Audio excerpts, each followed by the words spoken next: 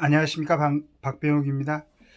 조선일보의 그 12월 4일 날 실린 내용입니다. 김윤덕 선임 기자가 특권 폐지당 창당 선언한 장기표 선생을 만나가지고 나눈 얘기가 실렸는데, 특권 폐지가 몽상, 세금 도둑 판치는 정치판 그냥 둘 건가 라는 제하에 이제 얘기했는데, 바로 처음에 시작할 때 변호사 조영래는 장기표를 두고 세상이 다 취해도 홀로 깨어 있으려고 하는 그 지나친 순수함이 병이요 죄라고 했다. 여기에 이제 장기표 그 선생의 그 아내 되시는 분의 조무아님인데, 남들은 영원한 죄라고 존경하지만 내가 볼 땐 그냥 바보라고 했다. 모두가 행복한 정치를 하겠다며 안 되는 길로만 골라가는 바보 장기표가 총선을 앞두고 또다시 깃발을 들었다. 지난 22일 가칭 특권 폐지당 창당 발기인 대회를 열고 신당 창당을 공시했다. 그는 특권 폐지 국민운동본부를 발족해 입법 촉구 등 여러 활동을 했지만 지금 국회의원은 기대할 수 없게 됐다. 7번 출마에 7번 낙선, 제도권과는 인연이 없는 거 아니냐고 하자 때가 왔다고 했다. 그러니까 이분의 참 순수성은, 전번에 한번 더불어민주당 이재명 대표에 대한 명예훼손과 선거법 위반으로 벌금 1,100만 원 받았는데 통장에 돈이 없으니까 자기는 몸으로 때우겠다 그래서 검찰이 아마 그 집행을 갖다 유예했다고 들었습니다. 요즘 보기 드문 정말로 선비 같은 분이죠. 선비 같은 분.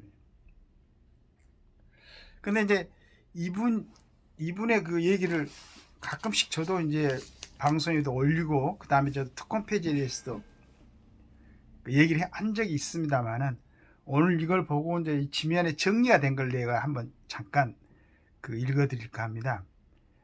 우리나라 국회의원 연봉이 1억 5천이네요.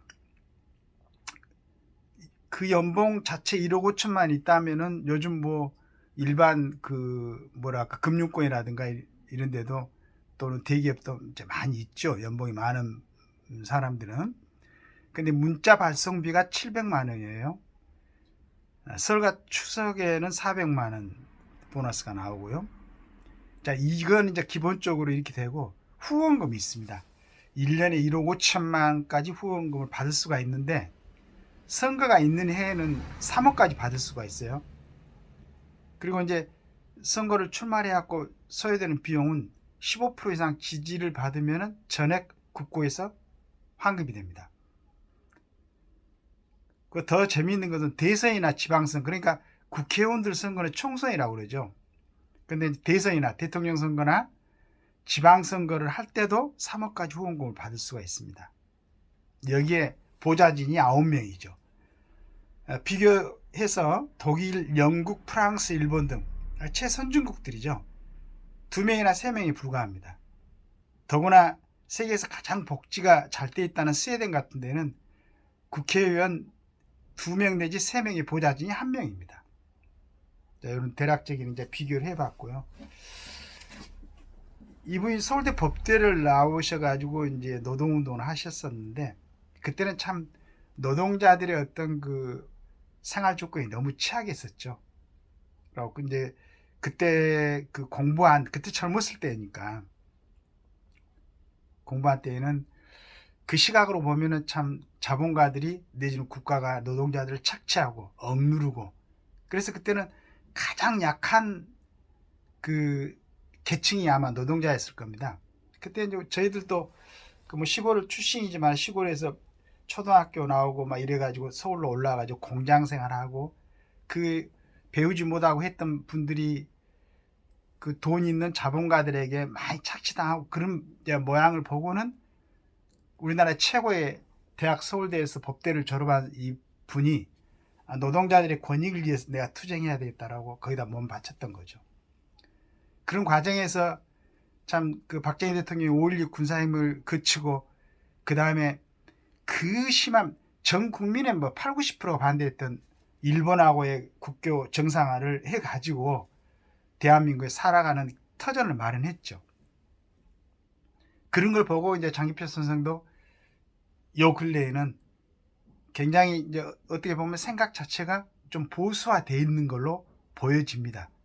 그리고 실질적으로 지금 이분이 추구하는 게 가장 국민들 위한 봉사, 이게 아예 최우선에 두고 있는 것 같아요. 감사하죠. 어떻게 보면은 본인들의 다음 선거에서 국회의원이 되려고 하는 거. 근데 왜 이 사람들이 이렇게 수단과 방법을 가리지 않고 정말로 또 악마구리 같은 느낌도 들고 양아치 같은 느낌도 드는데, 물론 다 그렇다는 건 아닙니다. 정말로 멋있는 또 국회의원들도 있죠. 이렇게 국회의원을 하려고 하는가 해봤더니 이런 내용이 있는 거죠. 187개의 특권이 있는데 그 중에서도 가장 그냥 금액적으로 봤을 때 이런 게 있기 때문에 거기 한번 국회의원 한번 하고 나면은 다시 한번 해야 되겠다는 생각을 누구나 한다는 거죠. 그래서 이 우리 장기표 선생은 이 특권을 폐지해야만이 우리나라의 정치가 좀 선진화될 수가 있고 좀 깨끗해질 수 있고, 그리고 정말로 국민들한테 봉사할 그러한 생각을 갖고 있는 사람들이 국회로 들어온다 이거지. 그 다음에 스웨덴 같은 데, 유럽 같은 데는 한번 하고 나면은 잘 안 한대요. 왜냐하면 급여도 적지, 그 다음에 보좌진도 적지, 국가관리에서 봉사 4년씩 봉사하는 게 굉장히 힘들거든요. 안 하지 잘. 근데 우리나라 국회의원들은 너무 좋은 거야 이거. 그래서 어떤 이게 수단과 방법을 가리지 않고 다시 하려고 하니까 정치가 이렇게 혼탁할 수밖에 없다는 얘기죠. 1년에 한 번 해외 여행 가는데도 한 2천만 원씩 지급이 됩니다. 2천만 원이라는 돈은 일반 지금 세를 공제하고 아주 어떤 소상공인들이나 중소기업에서 취업해서 일하고 있는 사람들이 벌어들이는 돈일 수도 있어요. 근데 이걸 이 국회의원들이 해외로 출장 가는데, 물론 이제 그 사람들은 여러 가지 명목을 붙여서 가지만은 전번에 한번 대정부 집을 땐가에 한번 봤죠. 이수진 국회의원이 왜 나를 빼놓고 너희들까지 놀러 갔느냐라고 따지는 거.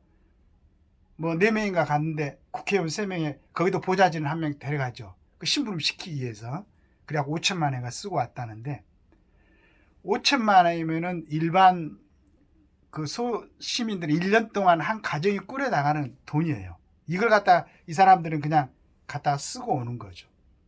이런 모습을 너무나 잘 알고 있는 우리 장기표 선생이 이번에 특권 폐지당 창당 선언을 하고 국민들한테 외치고 있습니다. 그런데 비전문가인 제가 보기도 참 이게 얼마나 영향을 줄 것인가 그런 참 염려가 됐는데, 이분이 아마 본인이 특권 폐지당을 창당하면서 그쪽에서 이제 대략 이렇게 만들었던 그 내용을 갖다가 국회의원들한테 제시하면서 이거에 대해서 동의를 하느냐 할 때 7명 동의를 하더래. 그 다음에 이제 본인들의 힘으로만 안 되기 때문에 야당, 여당 대표들이나 어느 청무들한테 그걸 한번 동의를 얻어보려고 보냈더니 경찰들이 다 막더라 이거야. 못 들어가게. 그러니까 지금 정치하고 있는 299명, 한 명인가 어디 줄어들었는데 300명 중에서 한 명이 결혼이 된 것 같아요. 이 국회의원들은 전혀 특권 폐지에 대해서는 동의를 안 하는 거죠. 그리고 어떤 사람들은 공식적으로 그런 얘기를 한대. 그냥 이게 무슨 특권이냐, 그게 우리가 충분히 누릴 수 있는 권리지, 이렇게 얘기하는 사람도 있는가 봐요. 얼마나 우습습니까? 국민들의 공복이라는 사람들이. 그러니까 지금 여기에 있는 내용들은 법률을 제정하는 이 국회의원들이 지그들끼리 해가지고 만들어 놓은 거야. 이렇게 우리는 받아야 되겠다. 연봉 1억 5천, 의정활동 지원비 1억 2천, 문자 발송비만 700만 원, 설과 추석 보너스 400만 원씩, 후원금 1년에 1억 5천만 원인데 선거가 있을 때 대선이나 지방선거까지 포함해서 그러면 4년에 5년에 3번 선거를 치르는데 기한이 4년이니까 이렇게 선거가 겹칠 때는 1년에 3억씩 후원금을 받을 수 있다는 얘기입니다. 물론 그 대가로 열심히 일하고 우리 기업인들처럼 정말로 뭐 우리 대한민국 잘 시간이 별로 없이 비행기를 타고 세계를 돌아다니면서 이렇게 자기 자본을 투자하고 열심히 일하는 사람들이 이렇게 돈을 벌어가는 거야. 그건 당연한 거지. 자본주의 국가니까. 그런데 국민들이 정치 좀 하라고 좀 잘 좀 국가를 위해서 헌신하라고 투표하고 뽑아놓으니까 맨날 저기들끼리 싸우고 말이야. 이렇게 해가지고 돈 받아가지고 외국 하기야 뭐 전임 대통령 부인은 자기 혼자 비행기 타고 타지마할로 여행을 갔으니까. 그러니까 이런 부분이 왜 정리를 안 되는 거야. 그러니까 얼마나 국민들을 우습게 보면은 기왕에 지나간 일들 이런 것도 좀 정리가 돼야 될 때 정리를 안 한다 이거야.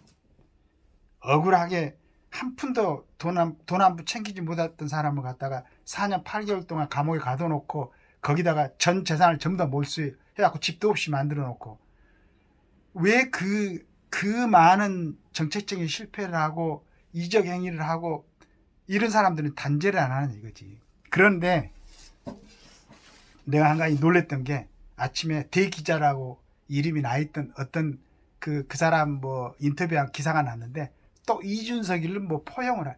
아니 그게 뭐 법률적으로는 기한이 지나서 재판은 안 했지만은 26살인가 7살인가 성상납을 받은 친구, 그 다음에 지금까지 그 해온 행태를 보면은 그 사람들이 왜 보수층에서 품어야 되냐 이거야.